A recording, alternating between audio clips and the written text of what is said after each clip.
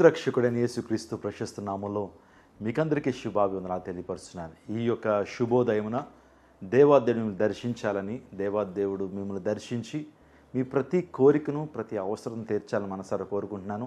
క్రీస్తు యేసు నామ మహిమలో మీ ప్రతి అవసరం తీర్చబడును గాక, మీరు కోరినదే మీకు అగునుగాక. ఈ వాగ్దానాలు ఎంత ఆశ్చర్యకరంగా ఉన్నాయి, ఎంత ఆనందకరంగా ఉన్నాయి. దేవాదేవుడు ప్రతి సమస్య నుంచి కూడా పరిష్కారాన్ని ఇవ్వబోతున్నాడు. ఆయనది విశ్వాసం ఉంచండి. నమ్ముట నీ వలనైతే నమ్మువానికి సమస్తం కూడా సాధ్యమే. ఆయన వాగ్దానాలు మన గోడల మీద పెట్టుకోవడం కొరకో, లేకపోతే స్టిక్కరింగ్ బోర్డులో వాటిని చెక్కించుకోవడం కొరకో దేవుడు మనకి ఇవ్వలేదు, కానీ వాటిని నెరవేర్చడం కొరకు ప్రభు మనకు అనుగ్రహించాడు.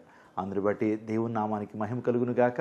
ఈ ప్రత్యేకమైన సమయంలో మనము దేవుని వాగ్దానాన్ని ధ్యానం చేద్దాం. ఇర్మియా గ్రంథము 29వ అధ్యాయం 10వ వచనం.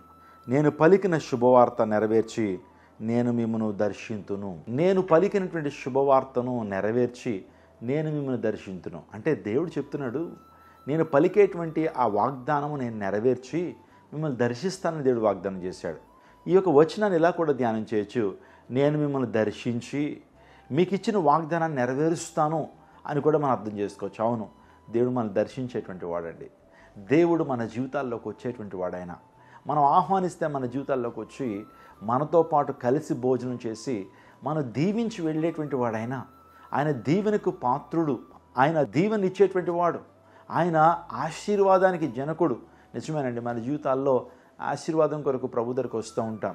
నిజంగా ప్రభు మనం దీవించేటువంటి వాడు. బైబిల్ గ్రంథాన్ని జాగ్రత్తగా మనం ఆలోచన చేస్తే అనేక మందిని ప్రభు దీవిస్తూ వచ్చాడు.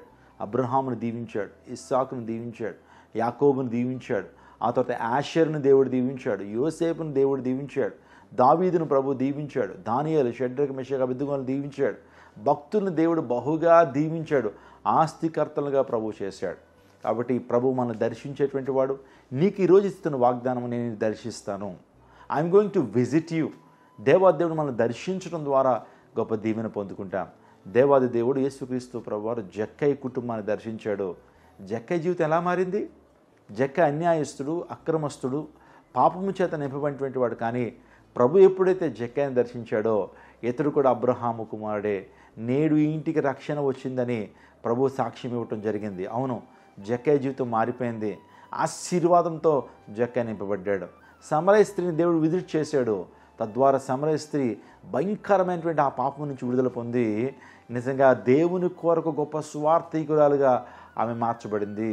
నిజంగా యేసయ్య ఎప్పుడైతే ఒక వ్యక్తిని దర్శిస్తాడో, పాపం నుంచి విడుదల పొందటం మాత్రమే కాకుండా ఆమె దేవుని కొరకు ప్రజ్వలించేటువంటి గొప్ప దీపం వలె దేవాదేవుడు వారిని చేస్తాడు. ఒకనాడు యేసుక్రీస్తు ప్రభు వారు ఆయన లాజరు అనేటువంటి వ్యక్తిని సందర్శించాడు, దర్శించాడు.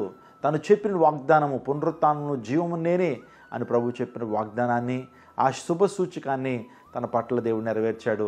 లాజరు బయటికి రా అన్నప్పుడు లాజరు బయటకు వచ్చాడు, గొప్ప జీవాన్ని పొందుకున్నాడు. అవునండి, దేవుడు నిన్ను దర్శిస్తే నీకు స్వస్థత కలుగుతుంది, దేవుడిని దర్శిస్తే విమోచన కలుగుతుంది, దేవుడిని దర్శిస్తే నీ కన్నీటికి ముగింపు ఉంది, దేవుడిని దర్శిస్తే నువ్వు గొప్ప ఆశీర్వాదం పొందుకుంటావు. నిన్ను విడిచిపెట్టాడు దేవుడు, నిన్ను దర్శించి అద్భుతాలు చేస్తాడు. అందుని బట్టే ప్రయాసపడే భారం మోసుకున్న సమస్యలారా నా యొద్దకు రండి. ఎప్పుడైతే ప్రభువును మనము ఆహ్వానిస్తామో ఆయన మనం దర్శించి గొప్ప కార్యం ప్రభు చేస్తాడు. కాబట్టి ఈ వాగ్దానం మీ జీవితంలో ప్రభు నెరవేర్చునుగాక.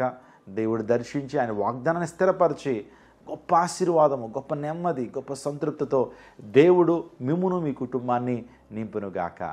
ఆమేన్. ప్రార్థన చేసుకుందాం. సకల ఆశీర్వాదములకు కారణమూత్రమైన మా ప్రభువా, ఉదయకాల సమయంలో మీరు ఇచ్చిన వాగ్దానాన్ని బట్టి నీకు స్తోత్రాలయ్యా. నాయన, ఎంత గొప్ప దేవుడు అయ్యా, ఎంత మహోన్నతుడు అయ్యా, ఎంత మహిమా ప్రభావం కలిగినటువంటి దేవుడు అయ్యా. ఆయన మా జీవితంలో మా వాగ్దానాన్ని నెరవేర్చి మమ్మల్ని దర్శిస్తాను వాగ్దానం చేశారు. నానా పరమును విడిచి లోకాన్ని దర్శించయ్యా, మా మీద ఉన్న పాపశిక్షను కొట్టివేసి మాకు ఆశీర్వాదాన్ని అనుగ్రహించి నాయన శాపపు కాడిని మా మీద నుంచి తొలగించయ్యా. చీకట్లో ఉన్నటువంటి మాకు గొప్ప వెలుగును ప్రసాదించినటువంటి గొప్ప రక్షకుడా నీకు వందనాలు తండ్రి. ఆయన ఈ ప్రత్యేకమైన సమయంలో ఎవరైతే వాగ్దానం చూస్తున్నారో వారు యేసు నామములో దీవించబడుదురుగాక, యేసు నామములో స్వస్థపరచబడుదురుగాక, యేసు నామములో అభిషేకించబడుదురుగాక.